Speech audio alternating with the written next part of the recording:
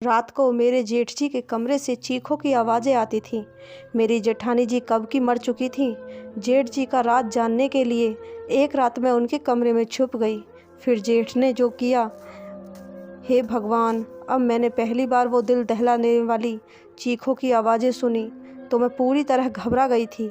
मैं गहरी नींद से हड़बड़ा कर उठ बैठी हुई और चीखने चिल्लाने की आवाज़ें पूरी हवेली में गूंज रही थीं। उस समय चारों ओर सन्नाटा था। मेरे कमरे में बहुत अंधेरा था।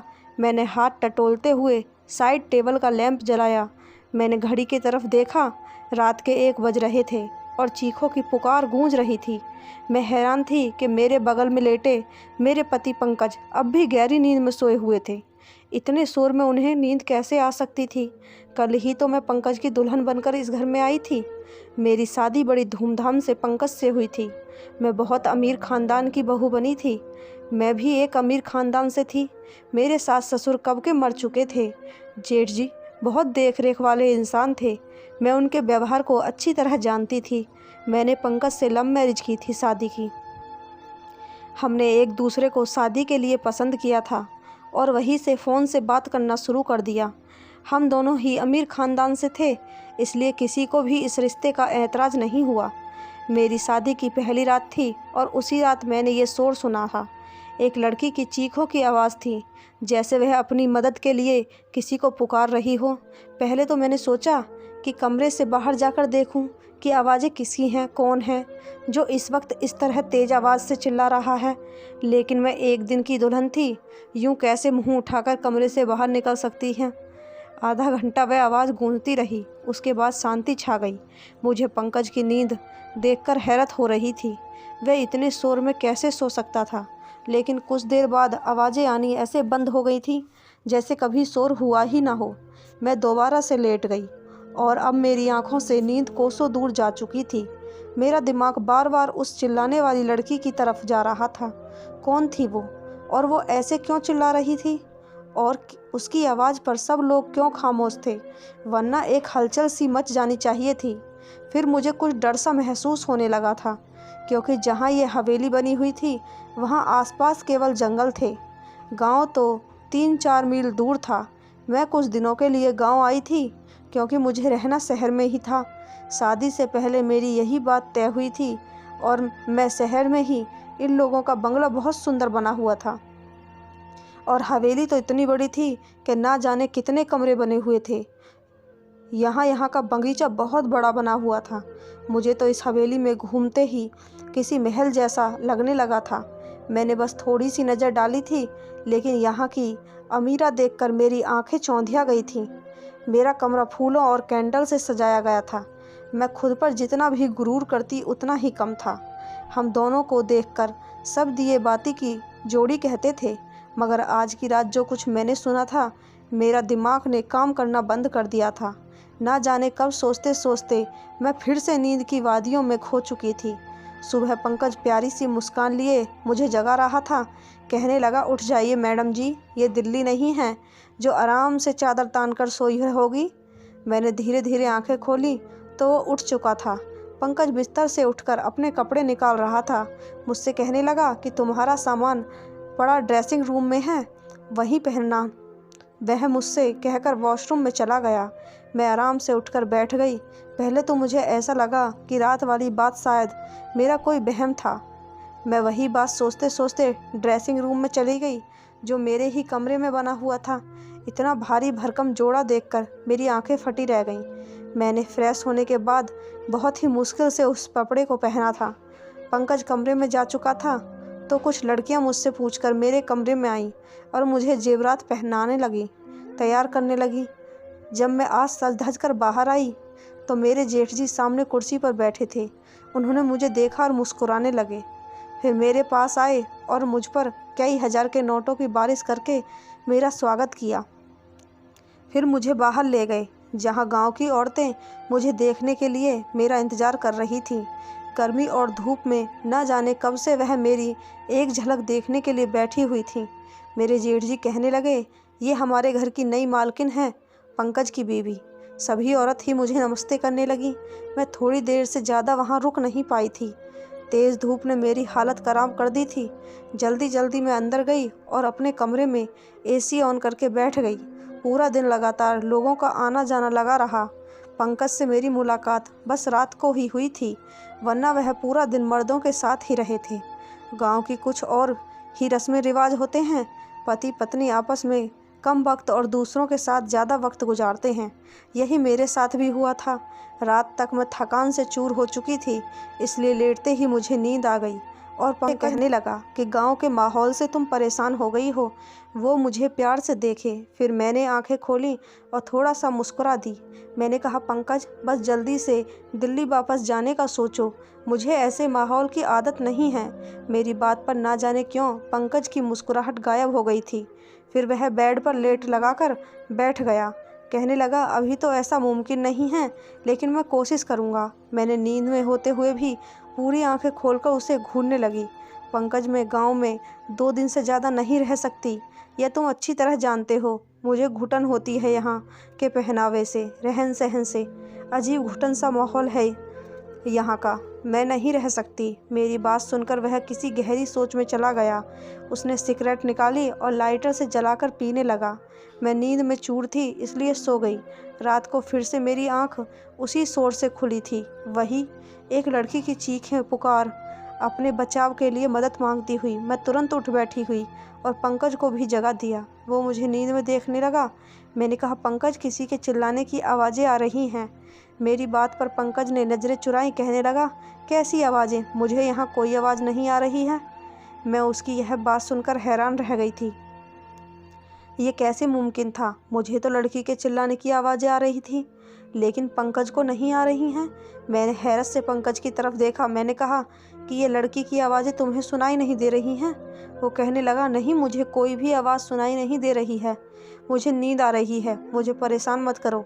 ये कहकर वह फिर से सो गया और मेरा डर के मारे बुरा हाल था। क्या ये आवाज़ें सिर्फ मुझे ही सुनाई दे रही थी? इसका मतलब कोई भूत प्रेत? ये सोच के तो मैं कांपने लगी थी। डर के वजह से मैं पंकज से चिपक के लेट गई। मेरा दिल ज़ोर ज़ोर से धड़क रहा था। अब तो मुझे इस हवेली में एक दिन भी नहीं रुकना था। मुझे तो भूतों से बहुत डर लगता था। अगले सुबह ही मैंने पंकज से शहर जाने की बात की। मैंने कहा, मुझे वापस दिल्ली जाना है, मुझे डर महसूस हो रहा है। मुझे 2 दिन से यहाँ चिल्लाने की आवाज़ें सुनाई दे रही हैं, जैसे कोई लड़की मदद के लिए पुकार रही हो। मैं यहाँ नहीं रह सकती। डर की वजह से ऐसा लग रहा था जैसे मैं अभी रो दूँगी। और पंकज मुझे ध्यान से देख रहा था। वो बार बार नज़रें चुरा रहा था। वो मुझसे कहने लगा, वर्षों से इस हवेली में ऐसे ही साए हैं। किसी किसी को ही ऐसी आवाज़ें सुनाई देती हैं जैसे तुम्हें दे रही हैं, लेकिन उन साए ने कभी भी हमें नुकसान नहीं पहुंचाया। वरना क्या मेरी भाभियां यहाँ रह सकती थीं? मुझे पंकज के किसी भी बात से चैन नहीं मिल रहा था। मुझे बस दिल्ली जाने का इंतज़ार था। सुबह नाश्ते के वक्त मेरे जेठ जी ने पंकज से पूछा था कि तुम दिल्ली वापस कब जा रहे हो? ये सुनकर पंकज का चाय का कप हाथ से ही रह गया, लेकिन मैं दिल ही दिल खुश हो रही थी कि किसी को तो हमें गांव से दिल्ली भेजने का ख्याल आया। पंकज ने कहा, भाई, जो आपका आदेश। पंकज ने बहुत ही मुश्किल से ये बात कही थी। वह अपने बड़े भाई से बहुत डरता था। जेठ जी कहने लगे, आज शाम तक तुम दिल्ली जाने की तैयारी करो, वहाँ के काम देखो जाकर। मैं तो खुशी के मारे फूले नहीं समा रही थी। मैंने जल्दी से चाय ख़त्म की और कुर्सी पीछे खिसका कर खड़ी हो गई तो मेरे से जेठ जी कहने लगे, बहू, आज तुमने नाश्ता ठीक से क्यों नहीं किया है? मैंने कहा, मुझे अपनी और पंकज की पैकिंग भी करनी है, शाम तक जाना है तो टाइम लग जाएगा। मेरी बात सुनकर जेठ जी पंकज को घूरने लगे और कहने लगे, तुमने बहू को ये नहीं बताया कि अब वह यहीं रहेगी? ये बात मेरे दिल पर लगी थी और मैं आश्चर्य से पंकज की तरफ देख रही थी। वो कहने लगा, मैं भूल गया था भाई। मेरे जेठ जी फिर मुझसे कहने लगे, बेटा, तुम अब हमारी इज्जत हो और हमारे घर की औरतें हवेली से बाहर एक कदम भी नहीं रखती। तुम यहीं रहोगी, दिल्ली सिर्फ पंकज जाएगा। यह सुनकर तो मैं दंग रह गई थी कि पंकज ने पहले ये नहीं बताया था। उसने यही कहा था कि कुछ वक्त मुझे गांव में रहना पड़ेगा, फिर वो मुझे अपने साथ दिल्ली ले जाएगा। मैं गुस्से की वजह से उठकर कमरे में चली गई। मुझे झूठ बोला गया था। कुछ देर बाद पंकज ही कमरे में आया। मैं रोने लगी। मैंने कहा, मुझे इस भूत बंगले में नहीं रहना। तुमने मुझसे कहा था हम दिल्ली में रहेंगे। तुम अपने भाई से जाके बात करो। मेरी बात सुनकर वो मेरे पास आकर बैठकर बहुत ही प्यार से बोला, मैं तुम्हें अभी दिल्ली नहीं ले जा सकता, बस तुम कुछ महीने यहाँ रह लो, वैसे ही रहो जैसे यहाँ की औरतें रहती हैं, फिर मैं तुम्हें दिल्ली ले जाऊँगा। मैंने कहा, मैं तुम्हारे बिना यहाँ नहीं रहूँगी। रात के वक्त वो चीखों की आवाज़ मेरी जान निकाल देंगी, मुझे बहुत डर लगता है। वो मुझसे कहने लगा, तुम उन चीखों पर ध्यान मत दो, वो जो भी है तुम्हें कुड़ नहीं करेंगी, ये भी मैं तुमसे वादा कर सकता हूँ। तुम बस कमरा लॉक रखना और रात को बिल्कुल भी बाहर मत निकलना। पंकज की बातों ने तो मुझे बहुत ज़्यादा डरा दिया था। मैंने कहा, मैं अकेली रात को इस कमरे में नहीं सो सकती। पंकज कुछ देर सोचता रहा, फिर कहने लगा कि ठीक है, मैं भाई से कहकर एक नौकरानी का इंतज़ाम कर दूँगा, वो तुम्हारे साथ इस कमरे में सो जाया करेगी, लेकिन तुम बस ये कोशिश करना कि भाई को तुमसे कोई शिकायत ना हो। मैंने इस बात पर सर हिला दिया। पंकज शाम को दिल्ली के लिए निकल चुका था और मैं अकेली रह गई।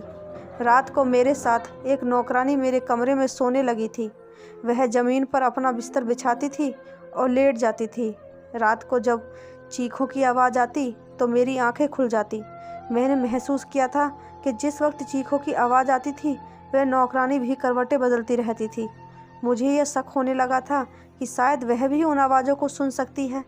कई बार मैंने उस नौकरानी से चीखों के बारे में पूछा तो उसके चेहरे के रंग उड़ जाता और वो डर जाती थी।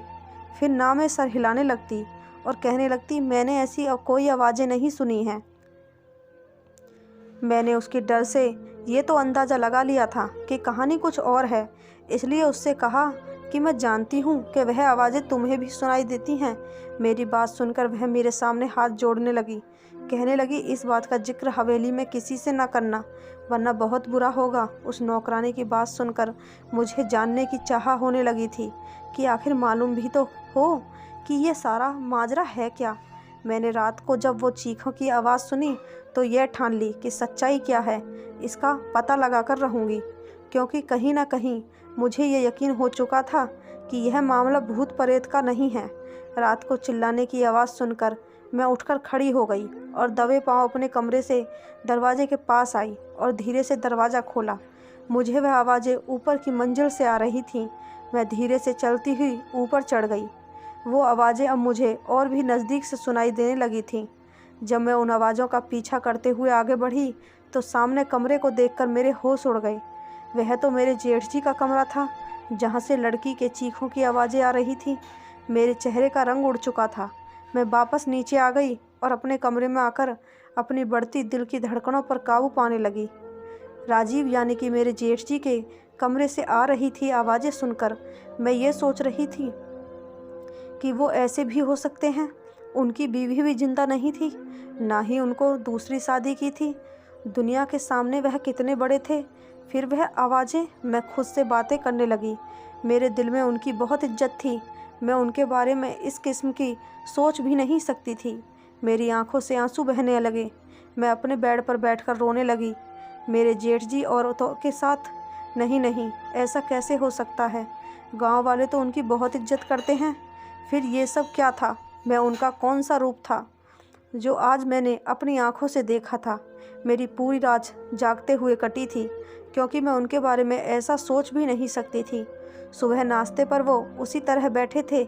मेरी आंखें देखकर चाय पीते हुए कहने लगे, पंकज के फ़ोन पर बात नहीं की के मेरी बहू से, तभी रो रो के आंखें सुजा ली हैं। उनकी बात पर मैंने कोई जवाब नहीं दिया। वह खुद ही मुस्कुराने लगे। फिर बोले कि पंकज वहाँ बहुत बिजी है, शायद इसलिए फ़ोन नहीं किया होगा। मैंने उनकी बात कोई जवाब नहीं दिया। आज तो उनकी शक्ल देखने को भी नहीं कर रहा था दिल मेरा। कैसा दोगला इंसान था।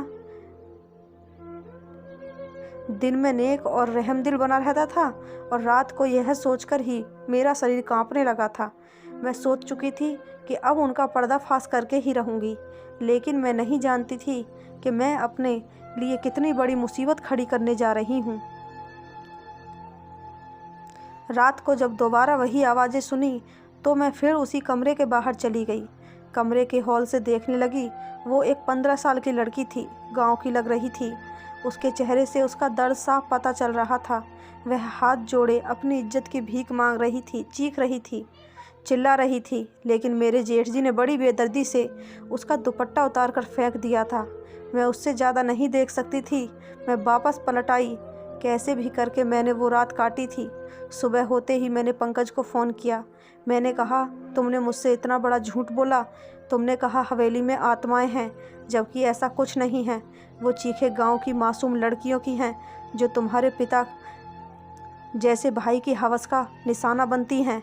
मेरे मुंह से जो जो आ रहा था मैंने सब पंकज से कह दिया। मेरी बात सुनकर पंकज गुस्से से आ गया और कहने लगा कि अपनी जुबान को बंद रखना, जैसे हवेली के सभी लोग रखते हैं, वरना तुम्हें राजीव की ताकत का अंदाज़ा नहीं है।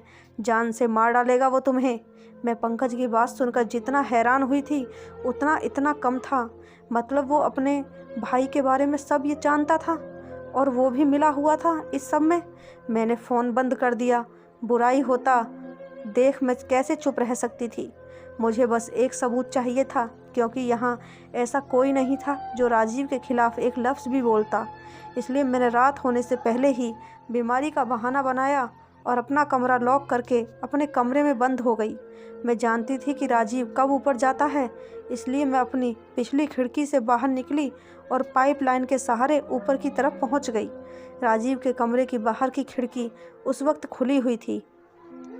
मैं उस खिड़की के जरिए उस कमरे में पहुंच गई और उस कमरे को किसी दूल्हे के कमरे की तरह सजाया गया था। मैं उसी खिड़की के पास एक कोने में छिप गई। रात 1 बजे राजीव उस कमरे में आया और सामने सोफे पर बैठ गया। कुछ देर बाद उसका नौकर शराब की बोतल लेकर आया और सामने टेबल पर रख दिया। मैंने अपने मोबाइल का कैमरा ऑन कर दिया। कुछ देर बाद एक 14 साल की मासूम सी लड़की उस कमरे में आई। वह चिल्ला रही थी, बार बार ये कह रही थी कि उसे घर वालों के पास जाना है। वह नौकर उस लड़की को कमरे के अंदर धकेलकर कमरा बंद करके चला गया। राजीव एकदम आराम से सोफे पर बैठा उस लड़की की बेबसी का तमाशा देख रहा था, जो बहुत ज़्यादा रो रही थी, दरवाज़ा पीट रही थी, उसके बचाव के लिए मदद मांग रही थी, जिसकी चीखों पुकार हवेली की बेजान दीवारों में गूंज रही थी। वहाँ के लोग इस जुल्म पर बिल्कुल खामोश थे। वो लड़की जब दरवाज़ा बजाकर थक गई तो राजीव के पास आकर हाथ जोड़ने लगी। कहने लगी, राजीव साहब मुझे छोड़ दो, मुझे जाने दो। मैं तुम्हारी बेटी की उम्र की हूँ, मुझ पर तरस खाओ। उसकी बात सुनकर मेरा जेठ गुस्से से उठा और उसके बाल पकड़कर कहर भरी नज़रों से देखते हुए बोला, किसी नीच जात की लड़की, तेरी इतनी हिम्मत कि तू मेरे सामने जुबान चलाए। तुझे मैं बताता हूँ कि तू मेरे सामने जुबान चलाने वालों का मैं क्या अंजाम करता हूँ। यह कहकर उसने उस लड़की को बड़ी ज़ोर से ज़मीन पर पटका था। फिर उसके गर्दन पर अपने पैर से मारने लगा। वह लड़की दर्द से बिलबिला उठी थी और मैं ये सब नहीं देख पा रही थी। न जाने कैसे मैंने खुद को काबू में किया, वहाँ खड़ी थी, ये सब देख रही थी। फिर उस आदमी ने उस लड़की को पकड़कर बिस्तर पर पटका और अपना सिगरेट जलाकर जैसे ही उसने लड़की के चेहरे पर लगाया, उस लड़की की चीख के साथ मेरी भी चीख निकल गई। राजीव तुरंत ही वहाँ से पीछे हटा। मेरी चीख सुनकर वो समझ गया था कि कमरे में उस लड़की के अलावा भी कोई है। इससे पहले कि मुझे ढूंढता, मैं उसी खिड़की से बाहर निकल गई, लेकिन शायद वो मुझे देख चुका था। मैं कोई प्रोफेशनल जासूस तो थी नहीं, एक आम सी लड़की थी। मैं जिस रास्ते से आई थी उसी रास्ते से नीचे उतर गई। मैं वहीं जाके छुप गई। मुझे पूरी हवेली में एक हलचल सी महसूस हुई थी। बहुत से कदमों की आवाज़ सुनाई दी। मैं एक घनी झाड़ी में छिप गई। बहुत से नौकर टॉर्च जलाकर मुझे ढूंढ रहे थे। मैं तो सांस लेना भी भूल गई थी। मुझे डर था कि अब मैं पकड़ी जाऊंगी। कुछ देर बाद वो नौकर वहाँ से चले गए। उनके जाते ही मैंने सुकून की सांस ली। मैंने एक ऐसे पेड़ पर चढ़ने लगी जो इस हवेली के दीवार से चिपका हुआ था। उस पेड़ पर चढ़कर मैंने दीवार के दूसरी तरफ देखा तो वो एक घना जंगल था। मैं वहाँ कूद गई थी। मैं नहीं जानती थी कि मैं उस जंगल को पार करने के बाद कहाँ पहुँचूँगी, लेकिन मैं लगातार भाग रही थी। सुबह तक मैं भागती रही। जैसे ही हल्की हल्की रोशनी हुई, मैं सड़क पर पहुंच चुकी थी। उसी वक्त एक बस दिल्ली जाने के लिए वहां से गुजर रही थी। मैं उस बस में बैठ गई। पूरे रास्ते भर मैंने अपना चेहरा छुपाए दुपट्टे में रखा था। दिल्ली पहुंचते ही मैंने अपने पापा के दोस्त जो IPS अफसर थे, उन्हें वो वीडियो दिखा दी। मेरी वजह से उस गांव में इस घिनौने खेल का किस्सा ख़त्म हुआ था और राजीव के साथ पंकज भी पकड़ा गया था। वो लोग गांव की कम उम्र लड़कियों के साथ गलत करके उसे दूसरे देश में भेजते थे और कुछ को मार देते थे। और मेरे पति दिल्ली में वही काम करते थे, इसलिए मुझे अपने साथ लेकर नहीं गए थे। मैंने अब पंकज से तलाक ले लिया था क्योंकि मैं ऐसे शख्स के साथ ज़िंदगी नहीं गुजार सकती थी। मुझे खुशी थी कि मेरी वजह से बहुत सी लड़कियों की जान बच गई।